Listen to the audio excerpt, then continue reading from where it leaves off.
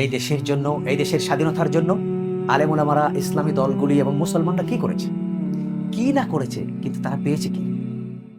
সেই পলাশির যুদ্ধ থেকে শুরু করে সিপাহী বিপ্লব, ফরাইজি আন্দোলন, ওয়াহাবি আন্দোলন, তিতুমিরের বাসেল কেল্লার আন্দোলন, খেলাফত আন্দোলন, পুরো আন্দোলনগুলি হয়েছে আলেম ওলামাদের নেতৃত্বে, মুসলমানদের নেতৃত্বে, প্র্যাকটিসিং মুসলিমদের নেতৃত্বে। হাজার হাজার আলেম ওলামা এবং মুসলমানরা জীবন দিয়েছে, অসংখ্য দেওবন্দি আলেমরা জীবন দিয়েছেন। ভারত স্বাধীন হয়েছে, পাকিস্তান স্বাধীন হয়েছে, কিন্তু ইসলাম প্রতিষ্ঠিত হয়নি। মুসলমানদের রক্তে আন্দোলন হয়েছে, চাষ হয়েছে, ফসল গিয়েছে জিন্নার গড়ে, ফসল গিয়েছে গান্ধীর গড়ে।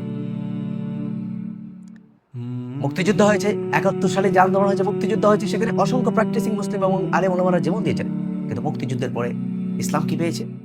আমরা একটি সেকুলার সংবিধান পেয়েছি, যেখানে অসংখ্য ধারা রয়েছে ইসলাম বিরোধী। যেমন সংবিধানের অন্যতম মৌলনীতি হচ্ছে সমাজতন্ত্র।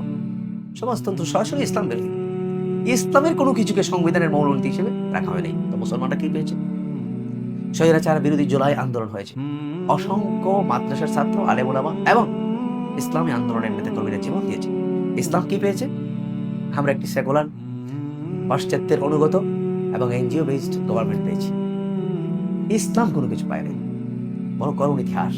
মুসলমানদের রক্তে আন্দোলন হয়, চাষ হয়, কিন্তু ফসল মুসলমানদের গড়ে আমরা উঠাইতে পারিনি। এর থেকে আমাদেরকে লেসন নিতে হবে, শিক্ষা নিতে হবে।